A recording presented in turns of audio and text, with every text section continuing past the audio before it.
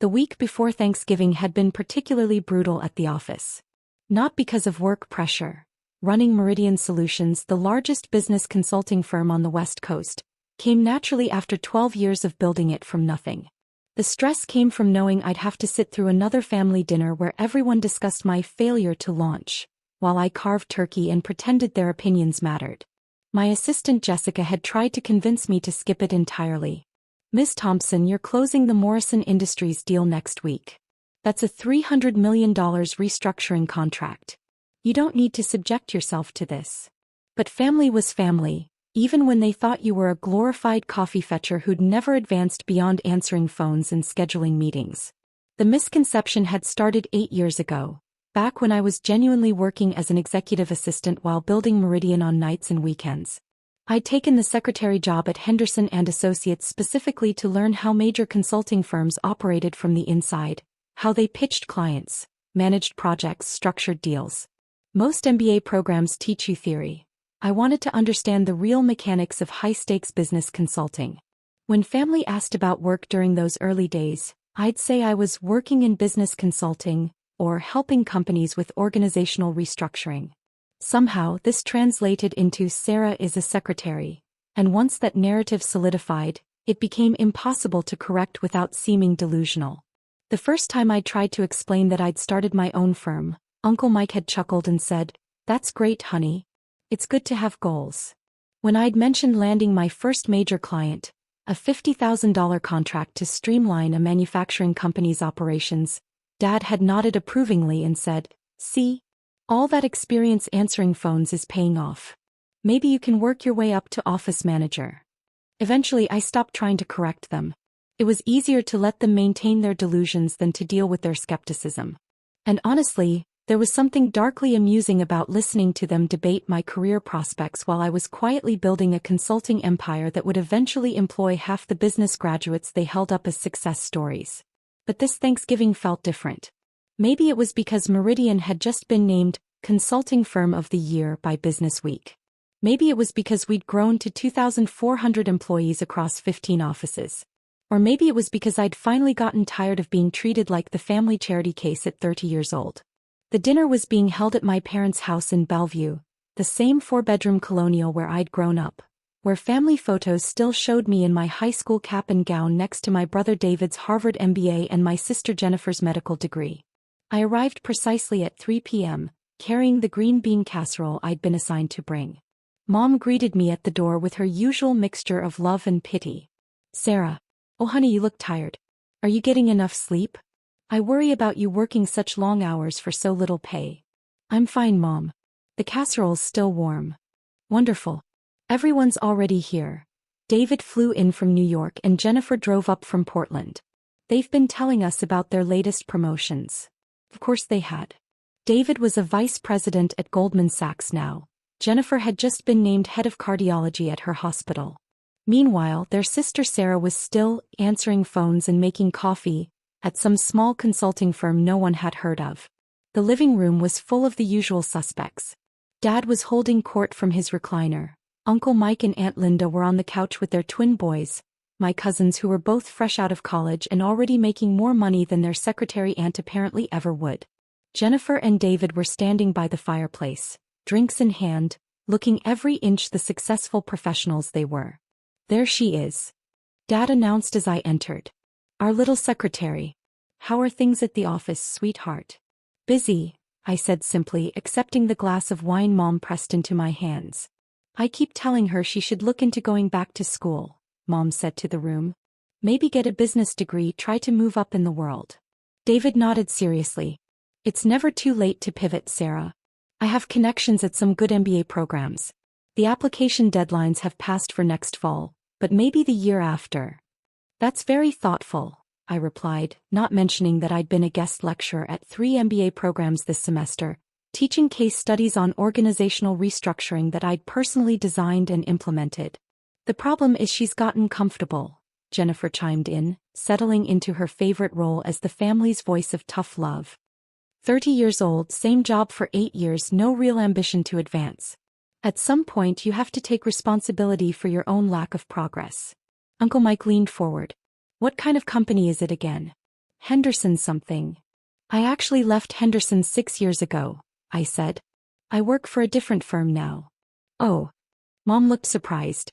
You never mentioned changing jobs. What's this new company called? Meridian Solutions. Dad frowned. Never heard of it. Is it bigger than Henderson? Somewhat, I said, not elaborating that Meridian's annual revenue was roughly 50 times what Henderson brought in. Well, as long as you're happy, Aunt Linda said with the kind of gentle condescension usually reserved for people discussing their stamp collections or model train hobbies. Dinner was the usual mix of family updates and pointed observations about everyone's career trajectories. David regaled us with stories from Goldman Sachs, the high-stakes deals, the international clients, the bonuses that exceeded most people's annual salaries. Jennifer talked about her latest surgical innovations and the research paper she was publishing in a major medical journal. Then the conversation turned to me. So Sarah, David said, cutting into his turkey, are you still doing the same kind of work? Filing, scheduling, that sort of thing. I handle client relationships and project management, I said carefully. That's great. Jennifer said encouragingly. So you've moved beyond just answering phones. That's real progress. Dad swallowed his mouthful of mashed potatoes. The important thing is that you're contributing something. Honest work has dignity, even if it's not glamorous. Absolutely, Uncle Mike agreed. Not everyone can be a doctor or investment banker. The world needs secretaries and administrative assistants too. Essential workers, Aunt Linda added, as if I deserved a pat on the head for my service to society's basic functioning. I was cutting my turkey very carefully, focusing on making precise, even slices while my family discussed my career like I was a mildly interesting case study in underachievement. The thing that worries me, Mom said, her voice taking on that particular maternal tone of loving concern, is what happens when you get older? Administrative work doesn't really have a growth trajectory. And you're 30 now, you need to start thinking about retirement savings, benefits, maybe buying a house someday. Your mother's right, Dad said, warming to one of his favorite subjects. I've been in manufacturing for 35 years, and I've seen plenty of people get comfortable in entry-level positions. They think they're fine, but then they wake up at 50 with no savings, no advancement, no security. David nodded seriously. The administrative job market is tough, especially for older workers.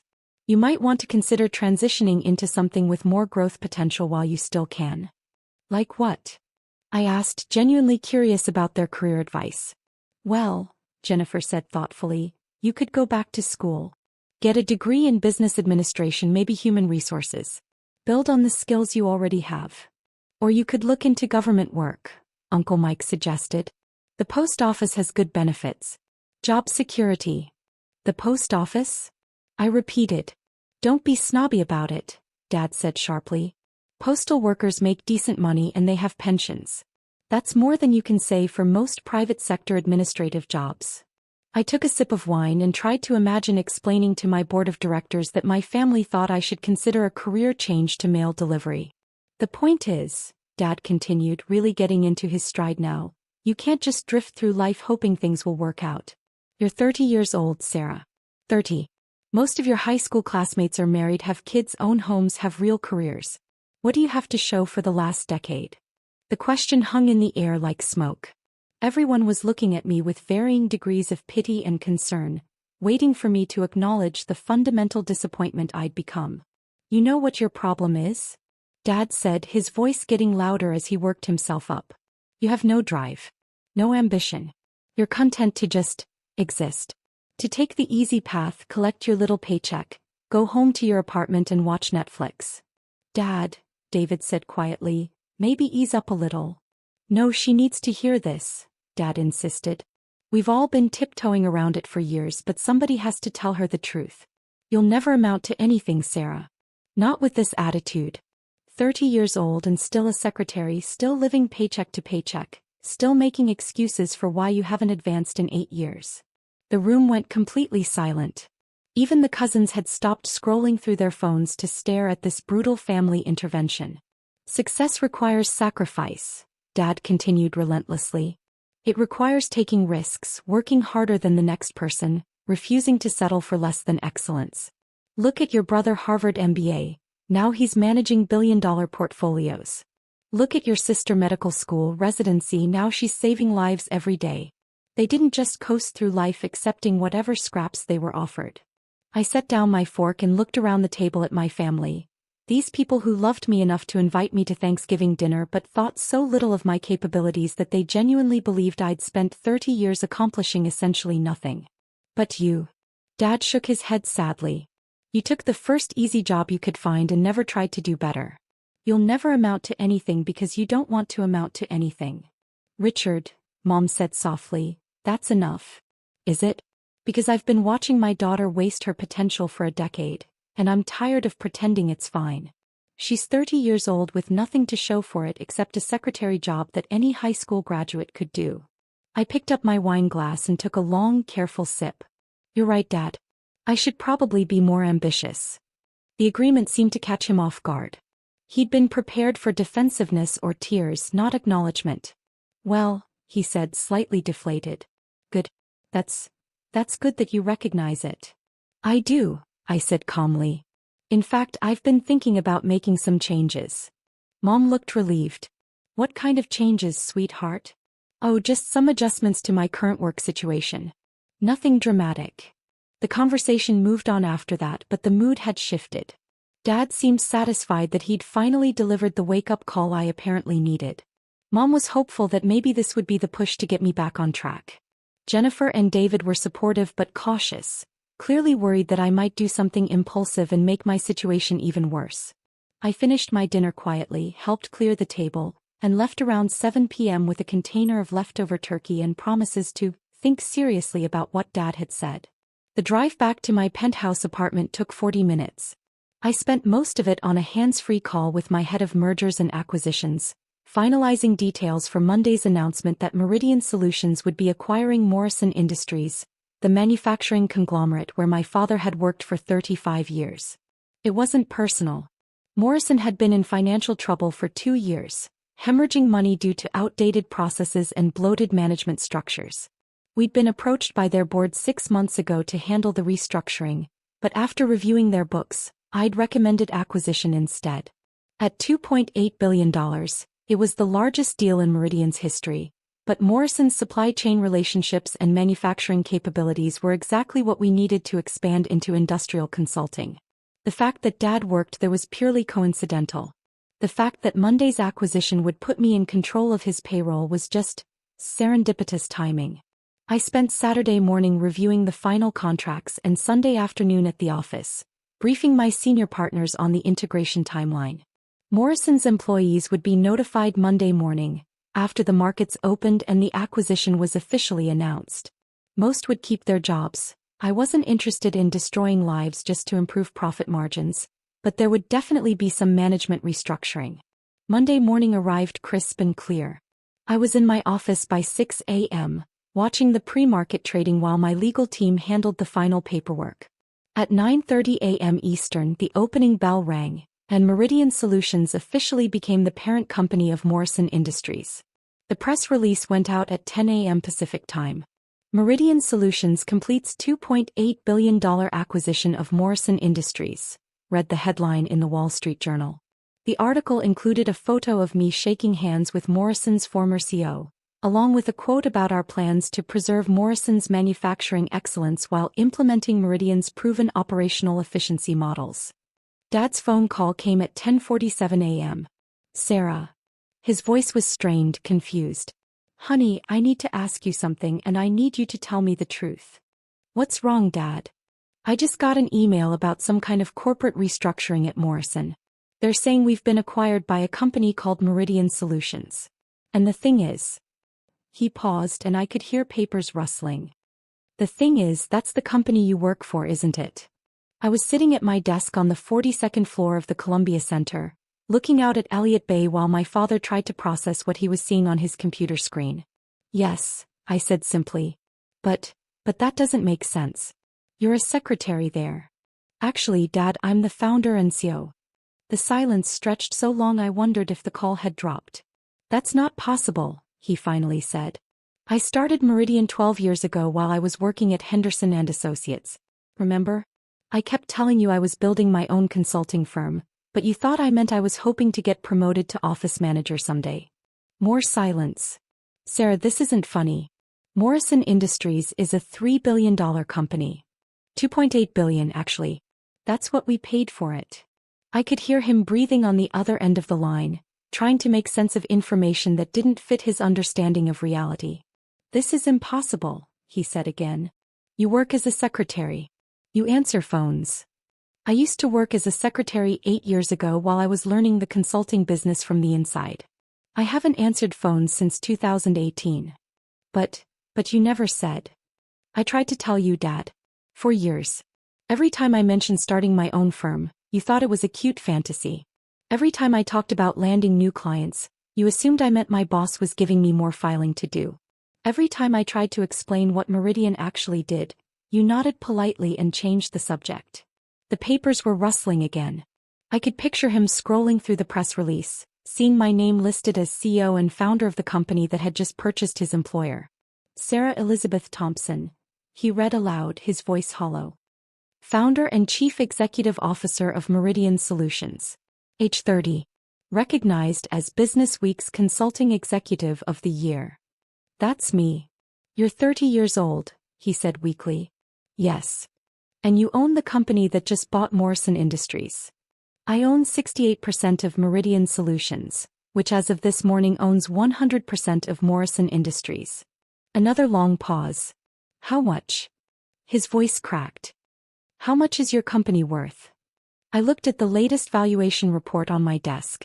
Based on this morning's acquisition, the investment banks are estimating Meridian's total value at around $12.3 billion. The phone went completely silent. For a moment I thought he'd hung up, but then I heard what sounded like him sitting down heavily in a chair. $12 billion, he whispered. Give or take. You're worth $12 billion? Well, 68% of $12 billion, so closer to $8 billion personally. Though most of that is tied up in company equity, not liquid assets. I heard Mom's voice in the background asking what was wrong. Dad's voice was muffled as he explained to her that our secretary daughter had apparently just bought his company. Sarah, he said, coming back to the phone, I don't understand any of this. How is this possible? When did this happen? It's been happening for 12 years, Dad. Meridian started with me and 2 partners working out of my apartment. Our first major client was a small tech company that needed help streamlining their operations. I charged them $50,000 for 6 months of work. We used that money to rent a real office and hire our first employees. I could hear Mom in the background now, her voice getting higher as Dad apparently showed her something on his computer. By year 3, we had 40 employees and were handling restructuring projects for mid-sized companies. Year 5, we opened our second office in Portland. Year 7, we went international with an office in London. Last year, we opened our 15th location in Singapore. 15 locations? Dad's voice was barely audible. We employ 2,400 people across North America, Europe, and Asia. Our clients include about 40% of the Fortune 500. We've handled restructuring projects worth over $60 billion in total value. Mom had apparently taken the phone from Dad. Sarah, honey, is this some kind of joke? She said. Because if it is, it's not funny. Your father is having chest pains. It's not a joke, Mom. Google Sarah Thompson Meridian Solutions if you want to see the news coverage. I heard rapid typing, then Mom's gasp. Oh my God. Richard, she's on the cover of Forbes magazine. She's on the Forbes magazine cover, Richard. Dad's voice came back, shaky and confused. The Forbes thing. When was that? 6 months ago. The article was about women entrepreneurs who built billion-dollar companies before age 35. They interviewed me for 3 hours about Meridian's growth strategy. Why didn't you tell us? The question I'd been waiting for.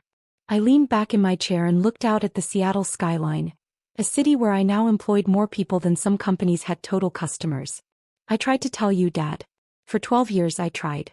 Every Thanksgiving, every Christmas, every family gathering I tried to explain what I was building. But you'd already decided who I was, the secretary daughter who'd never amount to anything, and nothing I said could change that narrative. But we would have been proud of you, Mom said, her voice thick with emotion. We would have celebrated with you. Would you have? Because last Thursday you spent 2 hours telling me I needed to go back to school, maybe look into government work. Definitely get more ambitious about my career prospects. David suggested the post office might be a good fit. The silence was deafening. You told me I had no drive, no ambition, that I was content to just exist and collect my little paycheck, I continued. You said I'd never amount to anything because I didn't want to amount to anything. Sarah, we didn't know. You didn't know because you never asked. Not once in 12 years did anyone in this family ask me a direct question about what my actual job responsibilities were. You assumed I was answering phones because that fit your expectations and you never looked deeper. I could hear Dad crying in the background now. Mom's voice was shaky when she spoke again. What does this mean for Morrison? For your father's job. Dad's job is safe. Everyone's job is safe, actually. We're not planning any layoffs. Morrison's problems are structural and process-related, not personnel-related. We'll be implementing new systems and providing additional training, but we need experienced people to help with the transition. And your father, he'll be working for you now? I considered this. Dad was a quality control supervisor, good at his job, well respected by his team. He was also about to discover that his 30-year-old secretary daughter was now his ultimate boss. Technically, he works for Morrison Industries, which is now a wholly owned subsidiary of Meridian Solutions. I don't get involved in day-to-day personnel decisions at our acquired companies. But you could fire him if you wanted to. I could fire anyone I wanted to, Mom. I could shut down the entire company if I felt like it. That's what ownership means. The weight of this seemed to be settling in. Their secretary daughter, the family disappointment, the one who'd never amount to anything, now controlled the livelihood of not just Dad, but his 3,400 co-workers. Sarah, Dad's voice came back, stronger now but still shaky. I owe you an apology. A big one. You owe me 12 years of apologies, Dad. You're right. God, you're absolutely right. We've all been so wrong about you. So completely wrong. Yes, you have. Can you forgive us? Can you forgive me for what I said on Thursday? I thought about this question while watching a container ship navigate through Elliott Bay 42 floors below. In a few hours, I'd be in a board meeting discussing our expansion into South American markets. Tomorrow, I was flying to London to personally oversee the opening of our newest European office. Next week, I'd be testifying before a Senate committee about international trade policies that could affect our clients' global operations. But right now, I was just a daughter whose family had finally realized they'd been wrong about her for over a decade. I forgive you, Dad. But things are going to be different now. Different how? Well, for starters, no more career advice. I think I've got that area pretty well handled. I heard him laugh, a shaky, emotional sound that might have been part sob.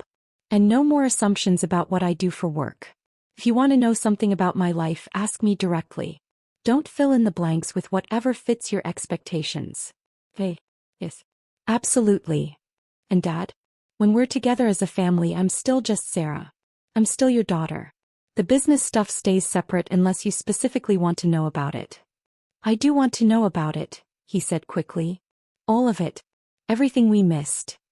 I smiled, looking at the framed photo on my desk, a picture of me at 8 years old, wearing a business suit for career day at school, holding a sign that said Future C. Well, I said, we've got plenty of time to catch up. Starting with this weekend's family dinner. Jennifer and David are going to be very surprised to learn what their secretary sister has been up to. Sarah, Mom said softly, we love you. We've always loved you. We didn't understand. I know, Mom. And I love you too. But next time someone in this family claims to know what's best for my career, maybe remember this conversation. After I hung up, I sat quietly in my office for a few minutes, processing what had just happened.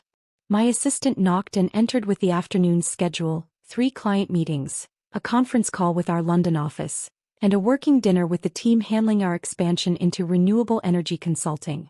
Everything all right, Miss Thompson? Jessica asked, noting my expression. Just some family business, I said, straightening my suit jacket. Nothing that can't wait until after we finish revolutionizing the consulting industry. She smiled and left me to prepare for the afternoon meetings. Through my office windows, Seattle spread out below like a map of possibilities. Somewhere out there, my father was probably still staring at his computer screen, trying to reconcile 30 years of assumptions with the reality that his secretary daughter now owned his company. It would take time for the family dynamics to adjust. Years probably. But for the first time in over a decade, I wouldn't have to sit through Thanksgiving dinner listening to career advice from people who thought I needed help finding a job with better benefits. Sometimes the best revenge really is massive success. Even when it takes your family 12 years to notice you achieved it.